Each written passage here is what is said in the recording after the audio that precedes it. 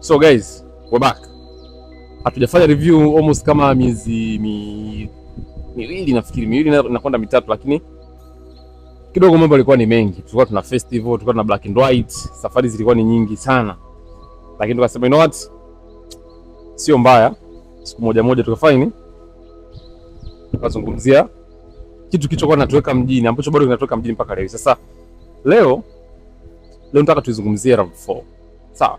Na specifically generation ya 5 ya RAV4 ambayo ndo hii hapa tuko nayo. Sawa? Sasa hii ilianza kutoka mwaka 2018 mpaka mwaka 2025. Mwaka huu actually ndo Toyota ametoa generation ya 6 ya RAV4 ambayo itaanza kutoka mwakani. Lakini hatujafika huko kwanza. Sawa? Tukirudi kwenye hii generation ya hapa. In my opinion, and my opinion ina carry a lot of weight, no offense. Hii ndo the best looking RAV4 ever. Yani hakujawahi kutokea na kuwa na RAV4 yenye muonekano mzuri kama hii hapa.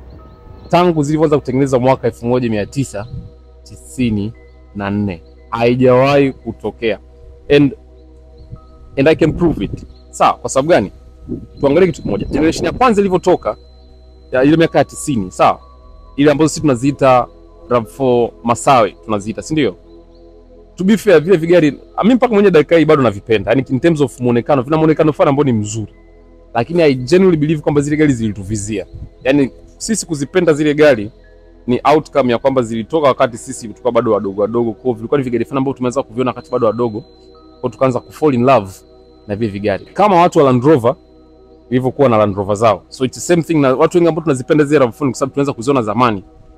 Kwa kipindi hata style najua magari kidogo bado hatuko deep hivyo, kwa tunaanza kuona kama ni nzuri. And yes, mpaka dakika hii ukiangalia kina this cuteness fulani ambayo ipo. Lakini yani 1 ya 10 naweza nikaipa maybe 6. Sawa. Tukija kwenye generation ya pili ambao sisi tunaitaga ni wanazita RAV4 Hill Time. Zilianza kutoka mwaka 2000, zilianza kutoka mwaka I think mwaka 2000. Zilianza mwaka 97 I think mpaka mwaka 2002 kama sikosei. Again, muonekano wake sio mzuri sana. Again, haimaanishi kwamba RAV4 ni gari mbaya, kwa sababu tunanunua RAV4 tunanunua kwa sababu ya practicality na reliability. Muonekano not so much. Ukija kwenye generation ya 3 ambayo ni Miss Tanzania, bado na yenyewe muonekano wake kwa kweli sio mzuri sana. Baadaye wakaipa facelift kidogo, ikaanza kufanana kama Vanguard hivi, ila bado kwa kweli muonekano hapana. And to make matters worse, zile generations zilikuwa zinakuja na gearbox ya CVT, nyingi zilikuwa zinakuja na gearbox ya CVT ambayo it's very problematic. Sisi wenyewe bado tunayo ile pale imepaki pale, ila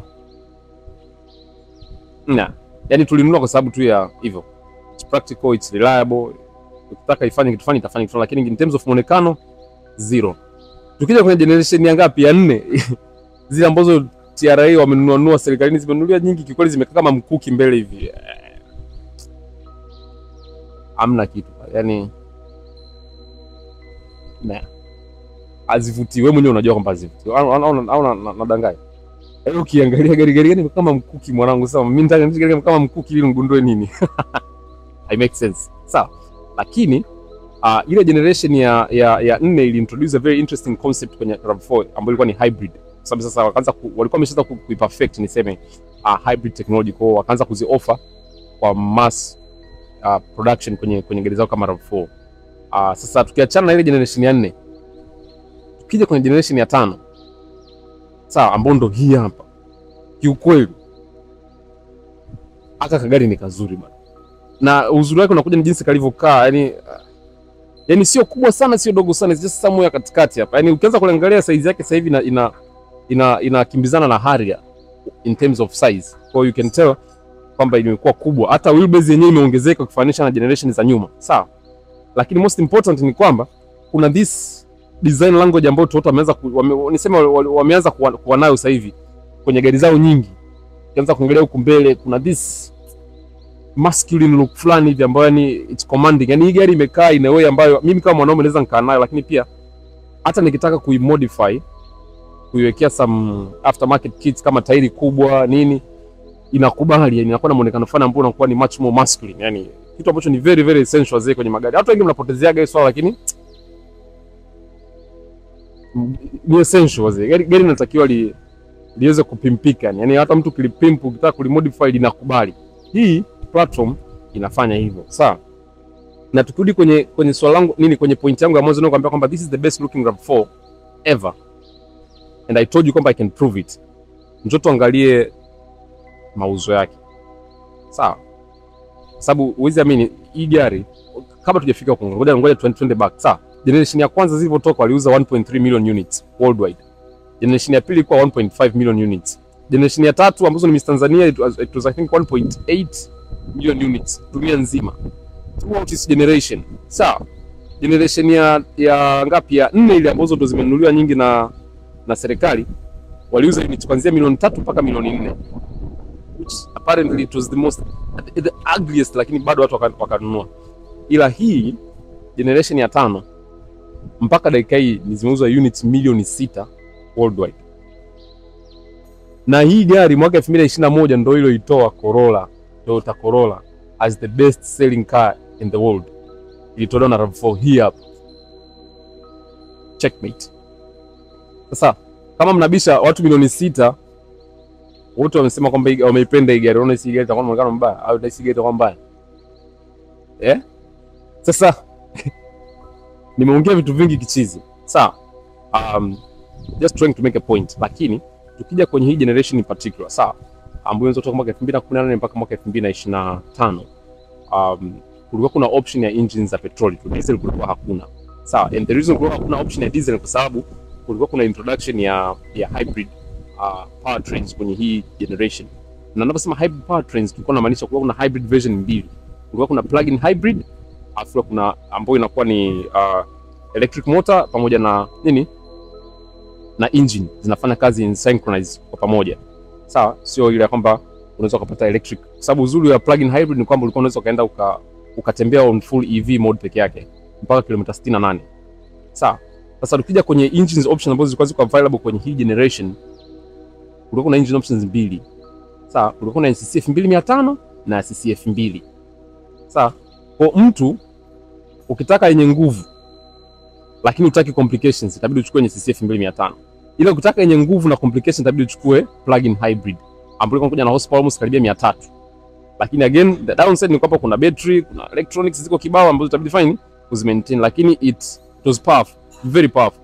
Na trim ambayo ilikuwa inakuja na plug-in hybrid ilikuwa ni RAV4 Prime, I think, ndio. Sababu kuna trims tofauti, kuna Prime, kuna LE, kuna Adventure, kuna Edge. Okay, Adventure na Edge ni kitu kimoja. Mfano kama hii ambayo tuko nayo sisi hapa, hii ni RAV4 Edge, ambayo Edge ilikuwa ni Adventure version ya Australia. Sawa? Ambayo kwenye Edge, trim ya Edge ilikuwa ndo kama iko off-road oriented. Sasa tukisema Edge tutakuwa tunaongelea Edge pamoja na Adventure, kwa sababu Adventure ni kwa ajili ya market ya Marekani.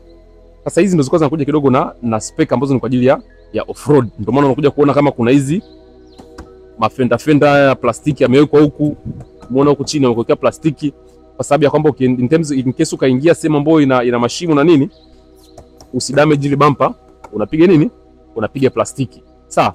Lakini pia kitu kingine ambacho walikuwa wameweka kwa ajili ya kusaidia kwa ajili ya off-roading ni hizi roof rails, kwa sababu ya watu wa Australia na apparently na wabongo sasa hivi tumeanza kupenda mambo ya camping. Kwa unaweza ukafine ukainstall labda ni carry hapo juu, ukafunga roof tent yako hapo juu, ukafanya modifications zako unazotaka, inakuwa interesting. On top of that pia ilikuwa inakuja na size 19 tairi. That's a very big tire. Unaona? Na pia kulikuwa kuna option ambayo unaweza kaongeza size tena mpaka size 20. Again tunakuja kuprove ile point yetu ile ya kwamba inakuwa easy kuimodify. This platform is so easy kuimodify kwa sababu inakupa this room ya kuweza add more stuff kwenye chuma yako. Sawa? Sasa kabla tujaendelea nataka niongee kitu. Sawa? Adventure na Edge ni spec moja, ni trim moja. Ni kwamba Adventure inauzwa Marekani, Edge inauzwa Australia. Hii tunaona si hapa ni Edge. Lakini pia kuna trim zingine zipo LE, sawa? Lakini zile ni kwa ajili ya watu ambao ni maskini, ambao hawataki full options, hawana hela basically niseme. Kwa sababu hizi zenye Edge na Adventure ndo zinakuja na mbwembwe zote. Sawa? Sasa ngoja tupite tu kwa haraka kwenye hii trim ya Edge uone teknolojia ambayo inakuja nazo. Sawa? Tukianza hapa mbele unakuja kuangalia hapa, umeona? Kuna chrome ya Toyota, lakini kuna kamera iko mbele hapa. Sawa? Hii ni kamera iko hapa.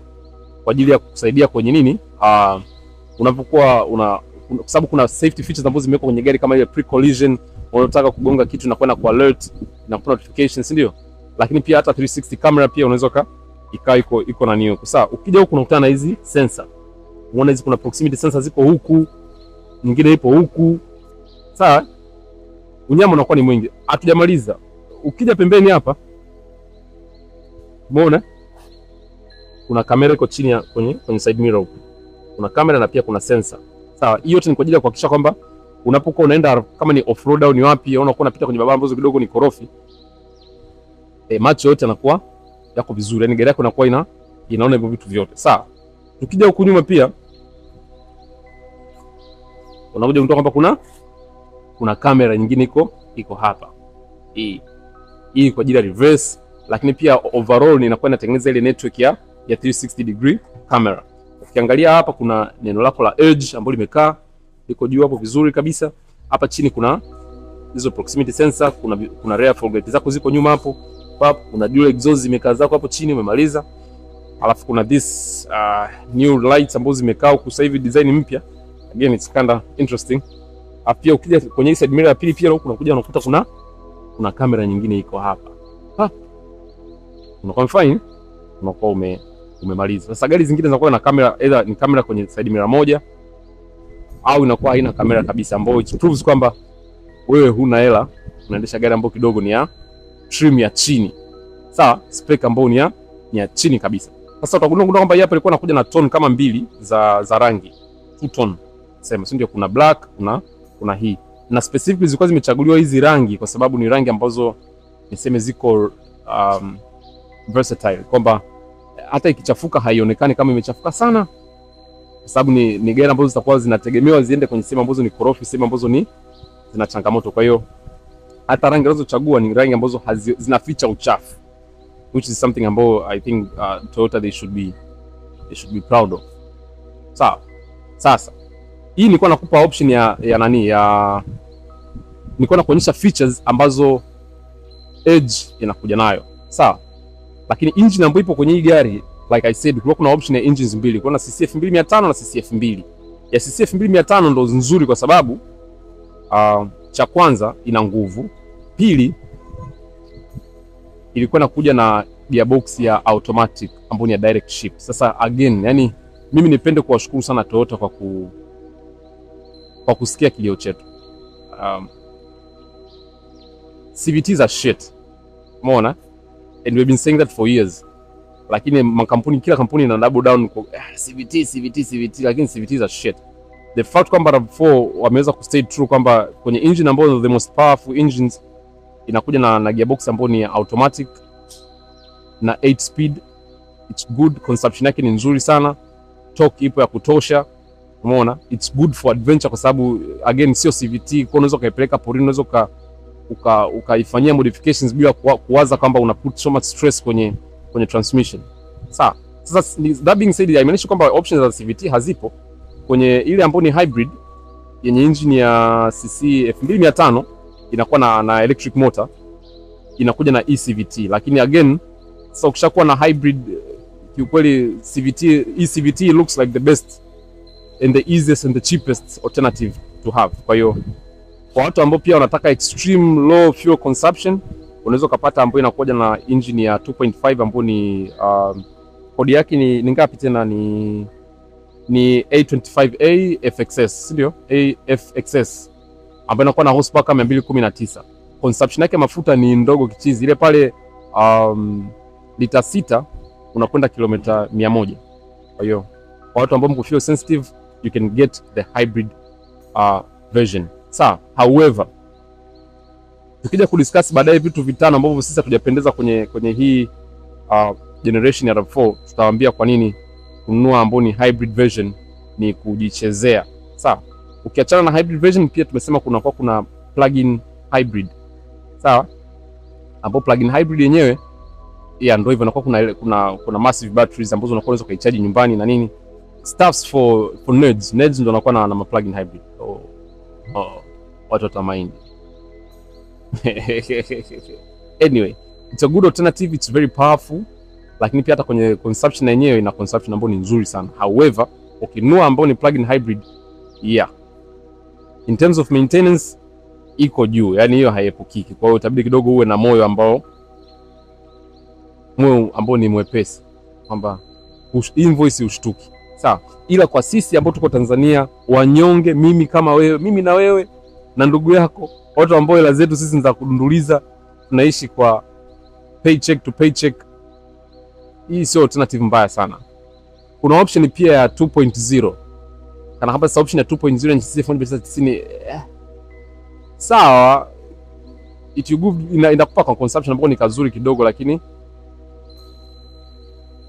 horsepower 170 kweli mwaka 2021 ni matumizi mabaya ya hela. Yaani na matumizi mabaya ya hela la kuja wapi? Kuja kuzingatia kwamba ile gari kulinunua sasa hivi si chini ya kwa nini generation hii hapa unatakiwa at least unaanzia milioni 70 mpaka milioni 100 depending na ni ya mwaka gani. Alafu yani mimi nitumie milioni 70 nikanunua gari yenye CC 1990. Ndio nikanunua Crown yao. It makes sense. Lakini kama mtaka kununua yenye CC 2000 by all means please nunua, it's a good option. Sio engine mbaya. Engine yake ni wanaita ni M20A kama sikosei. I think okay, no offense, sasa hivi kikweli Toyota engine zao sasa hivi wamekuwa na line up ya engines mengi kichizi yanachanganya, lakini I generally believe ni M20A ambapo ni ka engine kapya. Na ninaposema kapya ni kwamba tu in terms of zile majina, lakini ukaanza kuitrack back your engine ndo engine ile ambapo hata hii yenyewe ya CC 2500 ni 2AZ ya kwenye Harrier na RAV4. Sema tu imefanywa mafake cha nini, imeguswa imebadilishwa some few stuff imewekwa hapa. Sawa. Sasa kweli tulikuwa na mengi ya kuongea. Mimi nafikiri tuende tukaangalia gari ndani ikoje. Lakini one thing ambayo I genuinely like about the interior hii gari ni space. Niliwaambia kwamba wheelbase imekuwa kubwa sasa hivi hapa. Sawa? Yaani distance kutoka hapa mpaka hapa imekuwa kubwa ukifananisha na zile generation za nyuma. Kwa obviously automatically space ndani itakuwa ni kubwa. Sasa ngoja tuangalie ndani interior space ikoje.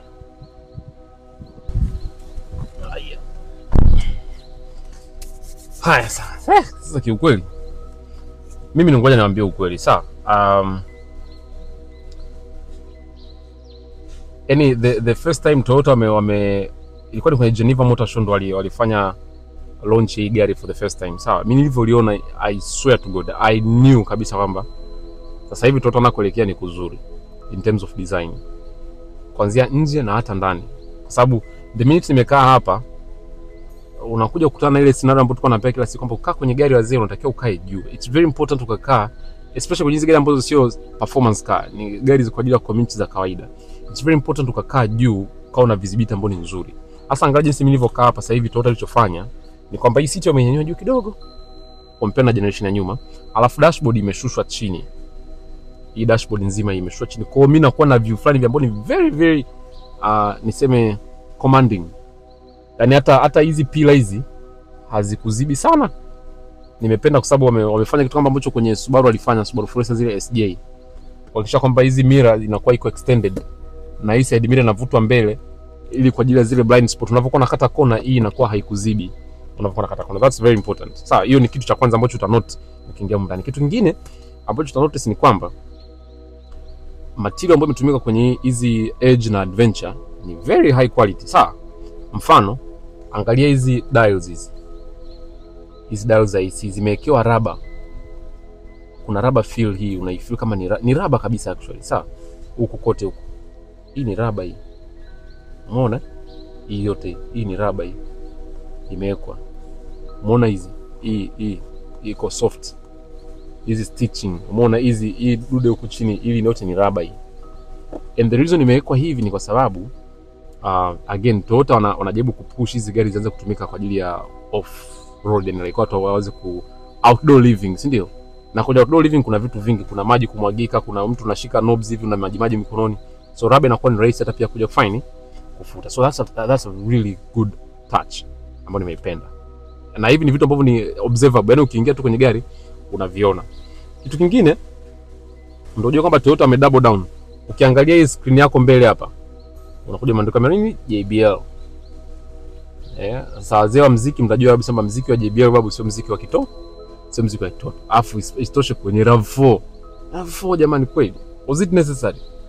Lakini ndio hivyo, kuna speaker ziko huku, Twitter zako zipo huku, zingine hizi umeona, hiyo ni nzuri sana. Sasa tukija kuongelea in terms of features ambazo ziko humu ndani, there are so many features ambazo ziko humu ndani. Sasa hii gari inakuja na option ya sunroof, hiyo inaonekana hapo, haina ubishi, sawa. That's one. Kuna airbags za kutosha, 1 2 3 4 ziko pembeni huko ya nani, wanaziita side curtains, zipo pembeni huku, pembeni ya seat huku. Umeona kuna airbag, ukienda seat za nyuma pia kuna airbags za kutosha. Hapa katikati umeona kuna storage area ipo, cup holder ziko mbili kabisa kubwa, ambazo unaweza kuweka vitu vyako bila kuinterfere na position yako ya kuingiza gear hapo. That's very important. Kuna storage area ipo kubwa kabisa hapo, unaweza kuweka vitu vyako ndani. Again, it's very important. Ukija hapa umeona huku kuna wireless charging hii hapa mbele huku, sawa. Kwa ukiweka simu yako hapo inafanya ina charge automatically bila hata kuchomeka kitu chochote, sawa. Na tukija kwenye infotainment systems hapo ndani, hii infotainment hapa katikati ilikuwa inakuja na Android Auto pamoja na Apple CarPlay, sawa. Lakini Apple CarPlay ilikuwa ni mpaka ukisha connect na USB ndio inaweza ikasign, haikuwa wireless, which again ni Toyota kwa tafanya hizo sasa. Lakini overall walijitahidi kiukweli, yani this is a really big upgrade. Of course ni gari ambayo ni latest, mwaka 2021, ni juzi tu hapo, umeona. Ila you can definitely see kabisa kwamba Toyota sasa wana up their game. Hizi control hapo ni kwa ajili ya AC, unaweza control AC zako hapo chini, nyuma, mbele, wapi. Hizi seat ziko heated, kwa ukitaka seat itoe baridi inaweza katoa baridi, ukitaka itoe joto inaweza katoa joto, sawa. Kuna button kwa ajili ya traction, ku turn off traction hapa hii, umeona. Lakini I don't advise you kufanya hivyo unless unataka kucheza na gari, which is something ambayo again ni nzuri. Sasa ukija hapa katikati tunakuja kukutana sasa na niseme controls au brain ambayo Toyota ametumia hela nyingi sana kuidevelop, sawa. Na hapa tunaongelea sasa ni all-wheel drive system ya gari, kwa sababu hii RAV4 inakuja na all-wheel drive. Zipo zenye front wheel drive, lakini Edge na Adventure zote zinakuja na all-wheel drive. Sasa hapo utakuja kugundua kwamba kuna hadi multi terrain select, maana haya mambo unayakuta kwenye Range na Ford Everest. Unaweza ukachagua ni sand, sijui mud, sijui rock, unaweza kufanya ukaviselect hapo. Lakini pia unaweza ukaselect drive mode kama ni eco, normal au sport, kwa kama unataka kumnyama mtu, normal kama unataka kuendesha kawaida, eco ni kama tunataka kutumia mafuta ambayo ni kidogo, lakini pia performance ya gari inakuwa reduced. Unaweza kwenye eco mode. Kuna hill descent hii hapa. Umeona hivi vitu vyote ni vitu kwa ajili ya off-road. Na pia kuna option kwa ajili ya snow. Kama kwenye sehemu ambayo ina barafu unaweza kaweka. Sasa sijui Bongo sehemu gani ina barafu zaidi ya Mafinga. Mafinga na Kitulo labda. Kama kuna sehemu nyingine Tanzania ambayo unajua kuna barafu, tuambie. Ila sisi tunafahamu Kitulo, Mafinga na Mufindi, maybe Mufindi occasionally. Ila kama utakujuta kwenye barafu, basi kuna option ya kuiambia gari yako upo kwenye barafu bwana, na lenyewe automatically itakuwa inajua iliweke kwenye hiyo power inapokuwa inaenda kwenye tairi, inakuwa inatakiwa ende vipi. Nitawaambia zaidi kuhusu all drive system ya Toyota tutakapoendelea kutembea nayo, lakini mpaka dakika hii this is quite impressive. The design ya steering wheel pia na yenyewe is very impressive. Kuna so many controls zipo hapa. Hii gari ina radar kule mbele kwenye ile logo ya pale, kuna radar sensor ipo kwa ajili ya collision. Hii hapa button yake iko hapa mbele, hapo unaweza ukafine ukaiona hii hapa. Pia kuna button ya lane keeping assist hii hapa, unaweza ukafine ukaiminya kama hapo, umeona kama hapa, umeona lane, umeona imekuwa turned on, steering active, umeona ukafanya hivi, hiyo ija activate. Kuna cruise control hii hapa, umeona radar cruise control, cruise ready, umeona inakwambia kabisa kila kitu kipo hapo. Kuna sehemu za mode za kuselect kama ni muziki nini, sijui radio, unaweza ka play next track yako unayotaka, unasema kwa nini sasa tunakuzima. Umeona kuna voice activation kama utakomeza kuilink na Apple CarPlay au Android Auto, unaweza ka una mcommand kama hivyo Sorry, could you repeat that? I'm sorry, but I still did not get that. Available commands will be shown on each screen by saying a menu name such as go to navigation or go to phone. Go to phone. I'm so sorry, I'm having trouble understanding. Use the screen controls or press the talk button to try again. Okay, so the problem ni kwamba huyu dada huku Bongo kidogo hayupo comfortable. Unaona? Ndio maana kidogo nakuwa nashindwa hata kutuelewa kwa sababu akiangalia mazingira hapa aona kama mbona kama yuko sehemu ambazo azisomeki hizi. Yuko pembeni kuna manota hapa.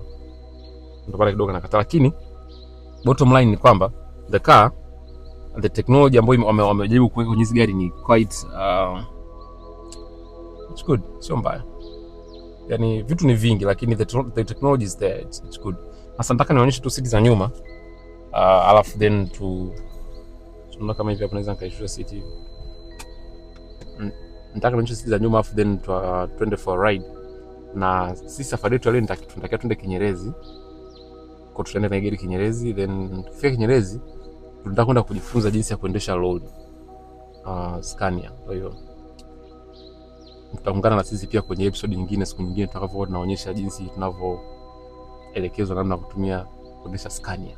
So, I hope that will be interesting. Lakini before we do that, ngoja tuonyeshe seat za nyuma zikoje. Lakini simuona jinsi gani seat inashuka chini.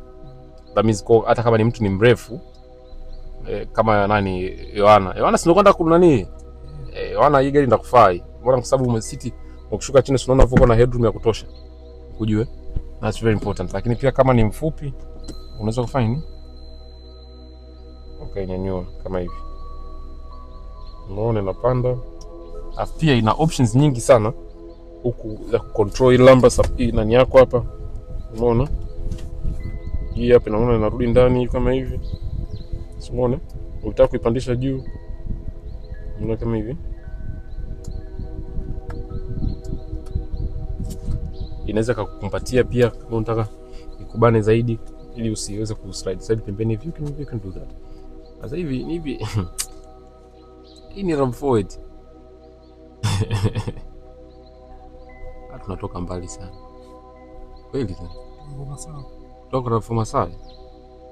Leo tuko hivi yani hii screen huko juu ni digital mwanangu, yani kila kitu tunaona ni ukiselect hapo ni digital baba. Tayari. Wewe tuangalie system. Oh, by the way kuna sehemu ya nani? USB iko hapo. Kuna sehemu ya kuchajia hapo, sio wale wazee wa fake wasema mbona mna sehemu ya nani? Hiyo hapo ipo. Ngoja naonyesha seat za nyuma.